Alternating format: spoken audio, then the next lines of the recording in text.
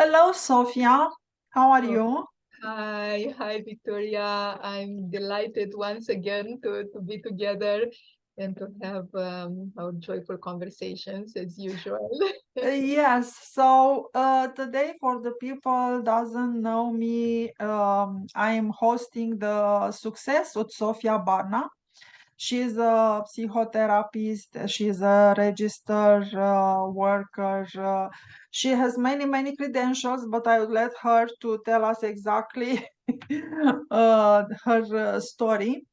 And I'm delighted to have her here. Thank you for accepting the invitation and to share with the young people or with the people who want to migrate from a country to another country to understand what challenges are in front of them and also how those challenges can be crossed and never to give up on their goals because it's possible to be achieved.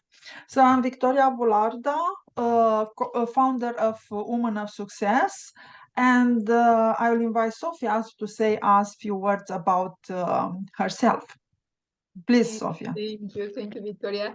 It's not always easy to talk about ourselves, but I will do my best. So, in this context, professionally, I'm a therapist. Originally, I was a psychologist in Romania, and then almost 25 years ago, when my family moved to Canada, I started my new journey here, and psychology has been my first love. So I've always been very passionate and in love with my work. So this was, I guess, my highest dream, to be able to continue to do my work despite the barriers, first of all, the language, and then all the barriers to adjusting to the new culture, to the new country. Yeah, it took me a while. It took me 5 years, actually, 5 full intense years when I came to Canada to be able to fully be licensed here. So I've been still working and studying during that time in my field while trying to make a living as well, and have all sorts of other jobs that seem very funny right now, like working as a security guard and, and as a waitress. I guess I learned from my parents that there is no work that is too high or too low, but you approach work with all the full work ethics, doing it Yes. fully, and whatever comes your way, you attend to that, and at the same time, you attend to what you really want to do in life. So mm, doing psychotherapy, helping others, has been always my thing to that I wanted to do, and I was very clear about it. And I'm very grateful that even after so many years, I'm still in love with it. It feels, the more you know, the more you do, the richer it feels, and the more uplifting. And there are layers and layers. It's a never-ending field that. People sometimes ask me if I don't get bored in working with kind of the same problems, and it's impossible to be bored in my field, because we are truly so unique, so different. Like, we can put labels in terms of, okay, there is depression, there is anxiety, there are relationship issues, but these are very brief labels that barely catch on the complexity and uniqueness that we each are facing. So, Thank you, Sophia. You said it passed so many years, but you are still passionate about. So I suppose after those 5 years, the first years in Canada, where you study, in the same time working, doesn't matter what job, to improve your English and to understand more the Canadian culture. you started to work as a psychotherapist, and you did that for more than 20 years, if I'm correct? Yes, yes, it's been going fast. Yes, going 5 years fast. now, yes. So let's stop here a little bit and to think from vocational point of view. How did you discover this is your vocation? Because I don't think like our children special, they have so many opportunities, so many options to choose in front of them when they before to graduate the high school. And they sometimes they don't know, they are undecisive what is better for them. So how did you discover this is what will passion you so many years?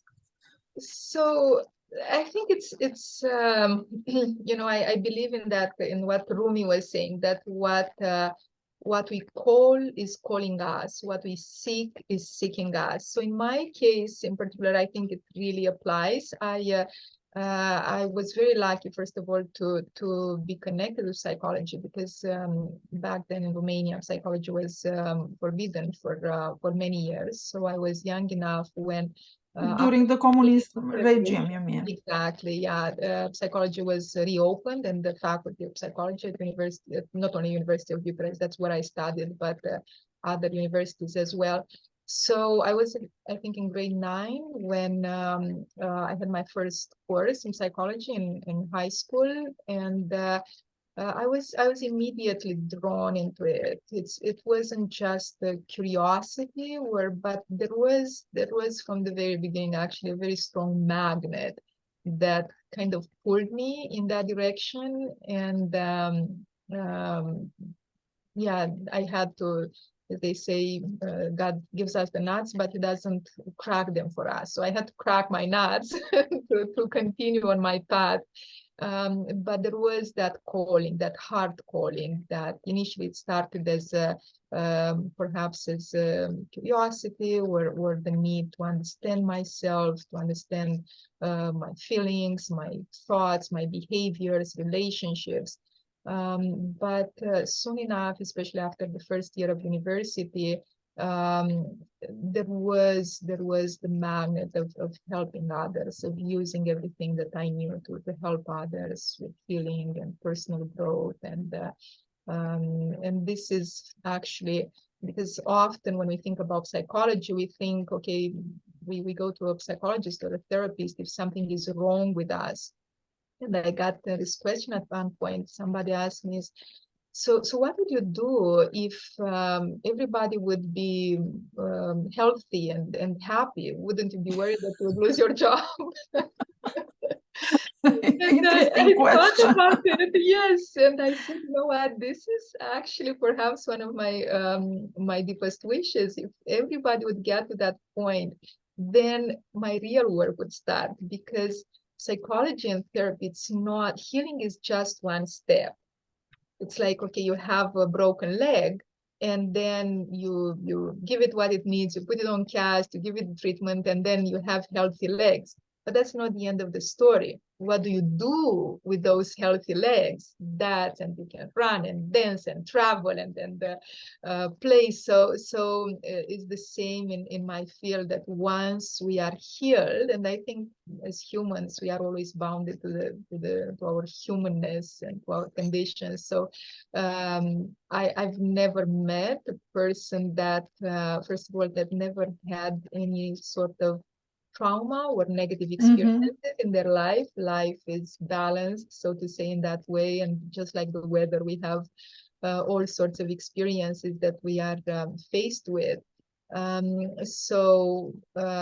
We have each have our share of negative experiences that have an impact on us. And then if they get stuck, it's like a piece of grape that gets stuck in our system, and then the digestive process doesn't continue, and then it creates further complications. It's exactly the same on emotional and mental level. When we have experiences that had a negative impact on us and didn't have the chance to be fully processed, fully digested, and cleared out from our system, then those experiences get stuck, and we get trapped in those patterns, repetitive patterns, where the history seems to be never ending.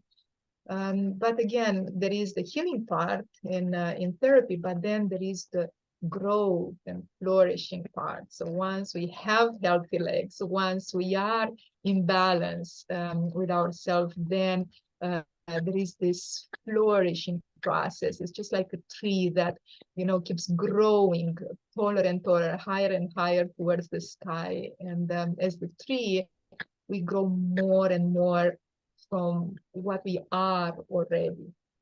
So if we are born to, yes. No, listening you, I remember a psychotherapist said he considered at least 1-2 years how we go for a checkup to our family doctor. Should we do the same for the mental health? Yeah, because the mental health is not seen. It's not like a muscle you extend. Oh, it's ouch, is a pain there or something. Yeah, so exactly the same with the mind. Yeah, you don't necessarily wait because with the mind is more complicated. When the trauma is happening, you don't know if that mental muscle will be able to come back. Yeah, Absolutely. so it's more complicated for sure. Yeah, it's complicated, and actually the body is under the kind of Exactly the control of the mental. So exactly. So yeah. we see on one hand, we can see it even as a mention, right? So a mention with different levels. The first level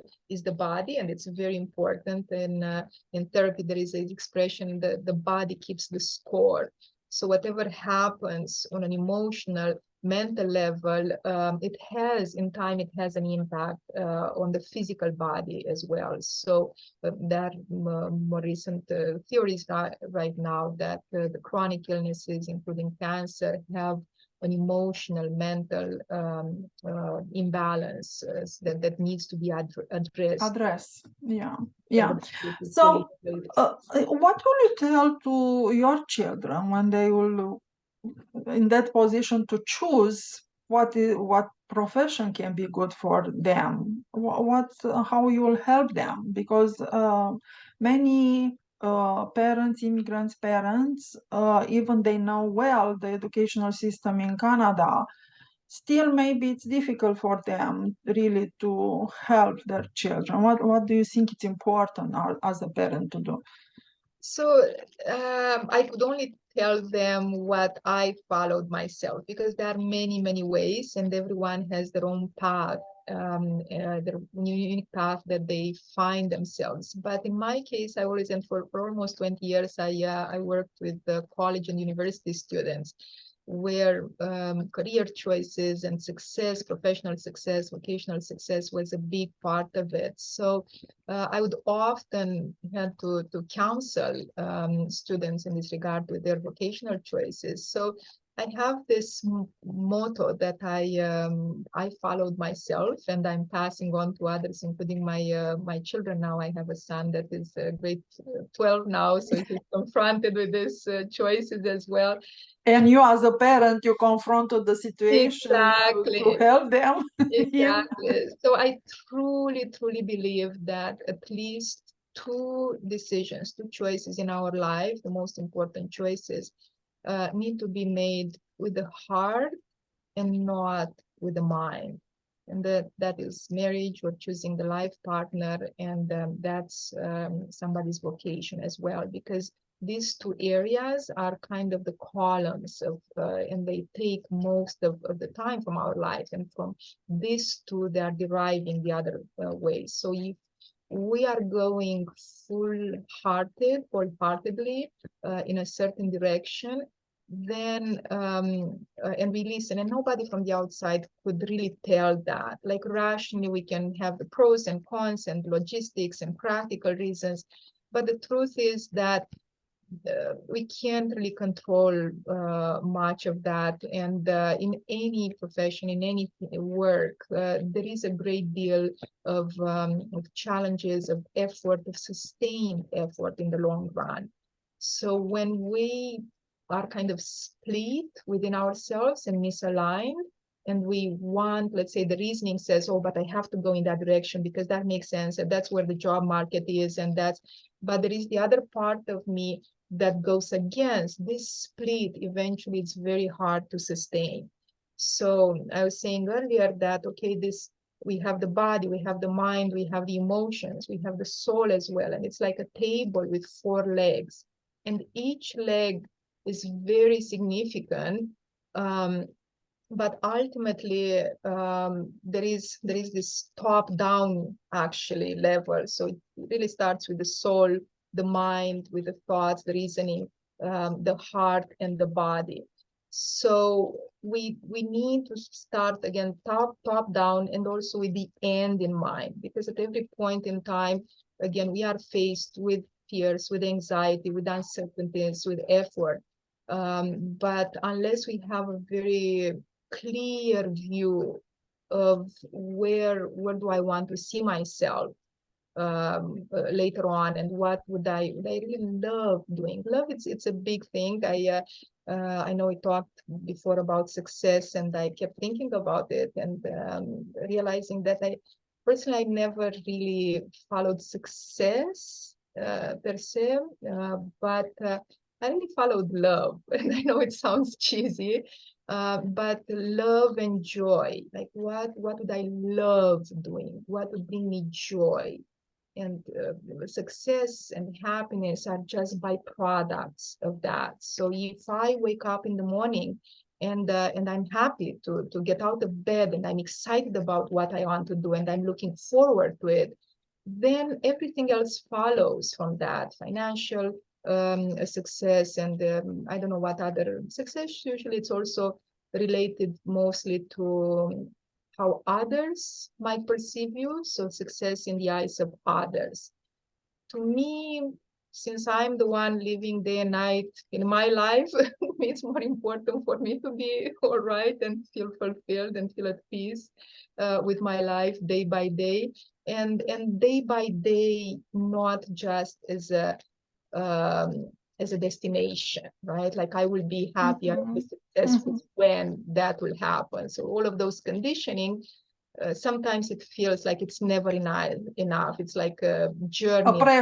A pressure, continued pressure, which doesn't help really mentally to achieve what we would like to achieve in our life. And as you mentioned, to feel fulfilled, to feel well in our body. Yeah, it's exactly what Woman of Success actually is trying to seed in the brain of the young people, because in our day, too much money equal success, which is not all the time that. Yeah, maybe exactly as you mentioned, it's after, it's another facet of the success, not necessarily in the beginning. Yeah. And this alignment, this self-alignment, it's very important. So we have ourselves again, that those columns. There is the reasoning, there are the emotions, there is the soul and the body. So all of them at this round table, all of them to have a voice and to be aligned to the center. Because if one is misaligned, then in the long run, especially, that is going to catch up, and it's like swimming against the current constantly. To be able to sustain the effort, and not only to sustain, but there is that difference between work and play.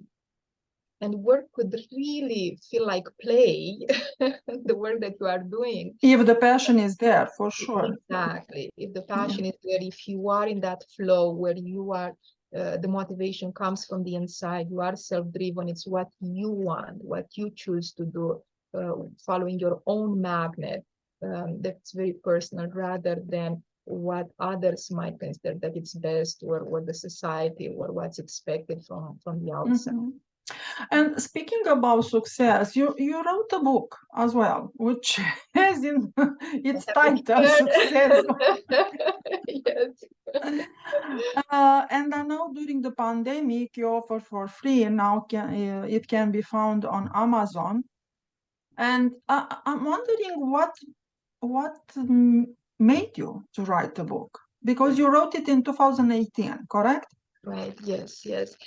So I always loved books. I always, like, everywhere I would surround myself with lots of books, and then everywhere I go, it's impossible now with Kindle. It's amazing. You can have hundreds of books in your pocket, and go Correct. everywhere, and then I have my books with me. So so that's amazing. So because I always loved books, and um, I always also like to, from what I'm receiving, I like to give from there. So I had a sabbatical in 2017, and I had to choose my project. And I decided to take this challenge. It was a big challenge for me on many levels. First of all, because English is always my second language. But even in Romanian, I never wrote a book. So there is a whole science, the whole art of knowing, not just having the content, not just having the ideas, but knowing how to write the book. So I had to actually go back to school and learn how to do that. I went back to college. But congrats, the end result was the book.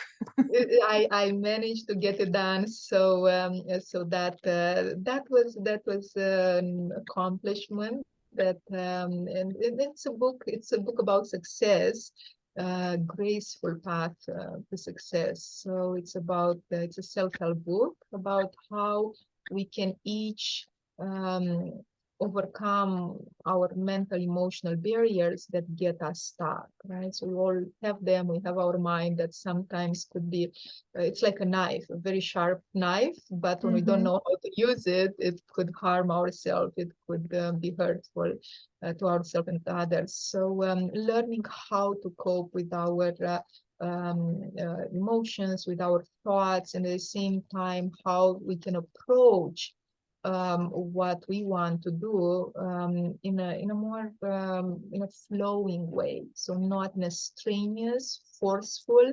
Like, we are very well trained to do the hard work with lots of emphasis on discipline and self-discipline.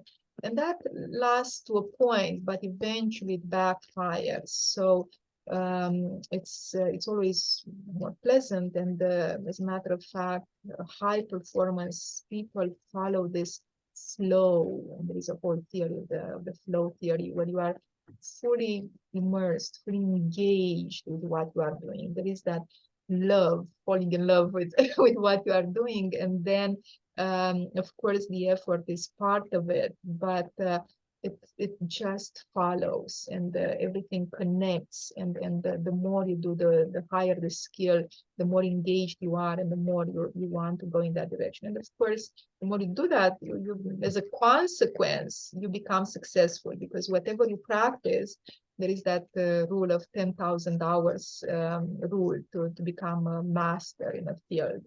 So when you push yourself, when you go against yourself, those 10,000 hours seem like a lot. Every minute seems a lot. Of course. A child, let's say, to practice in an area that has no inclination or interest, there is that constant push to but if the interest is there and it's self-driven, then it feels like play. You can't stop it, but do more and more of it. In my case, my husband always teases me. It's like, every time I see you reading, and you read a lot, it's always a book in your field. Like, don't you ever read something else? Don't you ever take a break to read? But no, this is my break. This is what I want to read. And there are never enough books to It's be. what relax you in the same time, and what energize you. Exactly. Yeah. And now you are in a stage where, after you work so many years as an employee, you are an entrepreneur.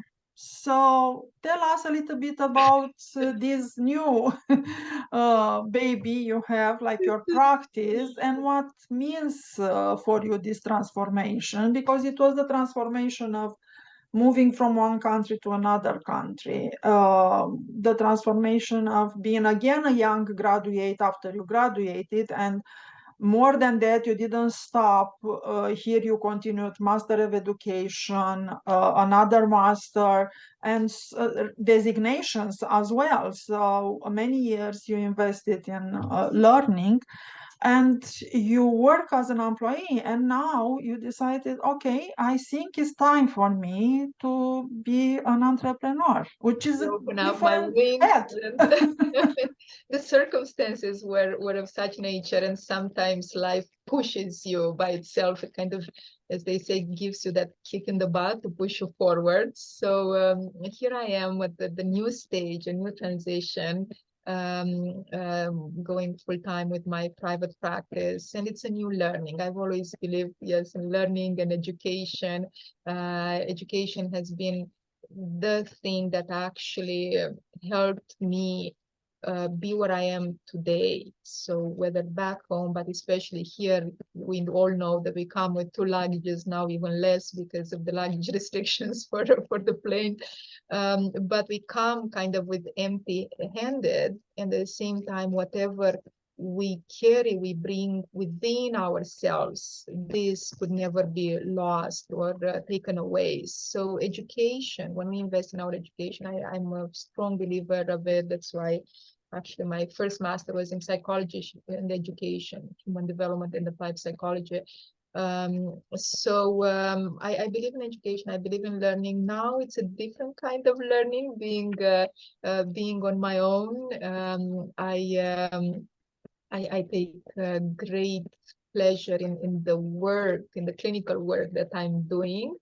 But this entrepreneurial work, it's a huge learning curve, but it's exciting. It's a new challenge, and I think we need these challenges at different points in time to keep growing, to get unstuck, to fully allow ourselves, and again, that tree, the seeds and what we are, to really go as high as it could get, and to have the chance to bring forward and share our most treasured gifts. So yes, it's a big challenge that parts of it has they're uncomfortable and not easy, but at the same time, I think again, it was a push from life. I wouldn't have perhaps done it on my own.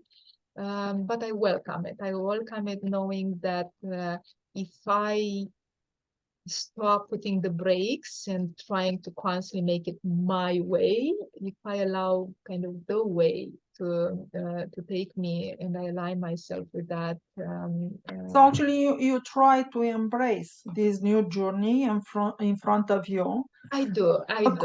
And Lots of anxieties and lots of fears and uncertainties, and but I know it's the right thing, because this allows me actually to unrestricted to really give the most that I know I can give. So it's a transition, but for sure you'll be successful. I know when you put something in your mind, you find the pattern to take it and to make it to achieve the I goal you just have. crack my nuts. The rest is Yeah. and life has always been so abundantly generous towards me. I always felt very, very spoiled by life, very, very fortunate. Like I Yeah. received so much from life, more than I could have asked for. So it's coming my way, but I have to keep cracking my nuts as well. Yeah.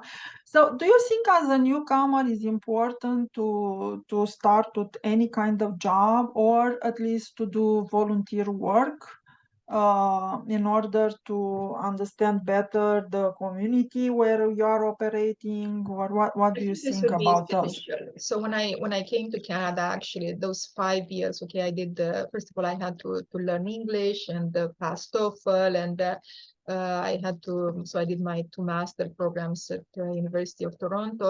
But right away, actually, I started working in my field, and I was very fortunate working as a volunteer. It was actually a co-op program for new immigrants. So I was very fortunate that I was, even though I wasn't paid, but I was allowed to do my work. I was actually trying to work with refugees and the newcomers, with the refugees with severe trauma from I work, understand. Flavia from Colombia. So I had the chance to do that. But even for, and that was very helpful because there is nothing like the direct experience that is the most powerful teacher. And even for young people, not only for immigrants, but I would strongly encourage like really high school students to find ways to have exposure directly to a certain field. We know, we have an idea of what a certain profession might be, but it's often it's nothing like what it's like learning about a country just from a book. And Yep, then when of you go course. into When you that emerge country, in that environment, it's a different situation, and sometimes you learn faster, actually. absolutely. I want to tell us a little bit, because soon our time will pass, to tell us a little bit about your program, which will start in January 17. Yes. So if you can share with us what that program, how So that program will help the participants, will be great, Sophia. So this program actually I started at the beginning of COVID. So there have been about 3 years since I've done it, about 3 times a year. It's a very intense program. It's called Healing and Flourishing with EMDR. And it's about, as I was mentioning earlier, the first part is healing. So whatever it is that still keeps us stuck and we still feel that we are carrying the past on our shoulders and it's hard to free ourselves and it pulls us back consistently. It's very important to free ourselves with that, to heal what needs to be healed, because otherwise it could really feel like life, it's a big marathon. And when we have wounded feet, everything hurts. And not Mhm. only it hurts, but we cannot bring the best in ourselves. I was saying that healing, it's one step, but then the flourishing, the growth, it's another one. So when we are not fully healed, we are like in this cage, self-made cage, where we cannot grow, we cannot be good parents, we cannot, even the quality of our beingness, what kind of people we are. I've never met a person, a happy person, that would be a bad person.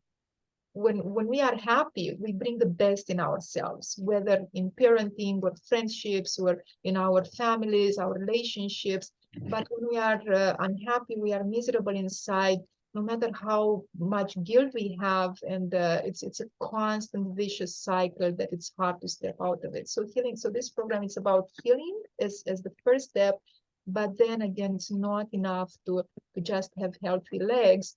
We want to dance, we want to flourish, we want to grow, to meet even our life, but life potential. So we should say it's weekly. It's It's like a 10 10-week weeks. program. It's a 10-week program.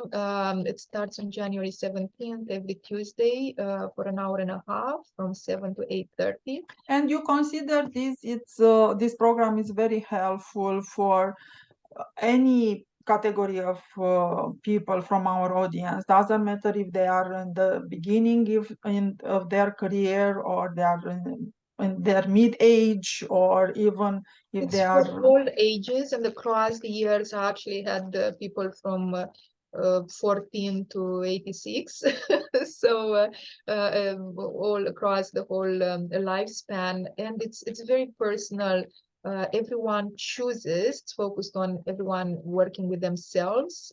I facilitate the process. So on one hand, during the program, the participants have the chance to unblock some heavy blockages and things from the past, but at the same time, they have the chance to learn how to use a very powerful tool, EMDR, this therapeutic approach, to use it with themselves. And Mhm. once you have the tools and you know how to use them, then you are better equipped with everything that comes in life. You are not at the mercy of the emotions and our thoughts, but we are better equipped to deal with what it is without feeling thrown into those waves of life and not being able to cope with it. And when we know how to do that, this is what we give to others too, especially as parents or spouses. we don't really give from what we have or from what we do. We really give from what we are. So when we are aligned with ourselves, when we are healthy, when we are in a good place in our own companion with ourselves, then this is the weather that we spread around as well. And So it's a discovery, self-discovery in a way, and a growth development in another way, yeah. And I suppose who wants more details can contact you. Your contact information will be in the description of our interview, as well in your website, Crossing Your Bridges. And I would like you to close our interview, Sophia, saying before, thank you very much for your time. And what do you want to say to the people who want to embrace this profession, and or the newcomers who came with experience in this field and they don't know from where to start? What are the first two steps, in your opinion, them to continue to do what they like? First big step, I really believe, is to have crystal clear what you really want to do, what you would love doing, right? So having that clarity before stepping into the logistics, before stepping into the practical aspects, but having those conversations with ourselves. And this happens not only for newcomers or for high school students, but it could happen for each of us at different stages in life. I'm confronted now so with this transition in my life. I know what I want, but it's a new framework, it's a new direction. So I need to have this conversation. It's like a new assessment in our life, and to Exactly. understand ourselves, to look inside of us, correct? Exactly. And ultimately, it's really important to figure out what our life purpose is, to ask this question and to stay with the question until we get that clarity. It seems like a big question, but it does have very personal answers, and it's worth staying with it and making sure that, you know, life is short and it's important to follow our path. I have this motto for myself that this is my life, I live it my way, and I make the most out of it. So, Let's close with that. It's very nice, and I hope the audience do not forget that, which is really encouraging words. Thank you very much, Sophia. Victoria, thank you. It's been a real pleasure being together.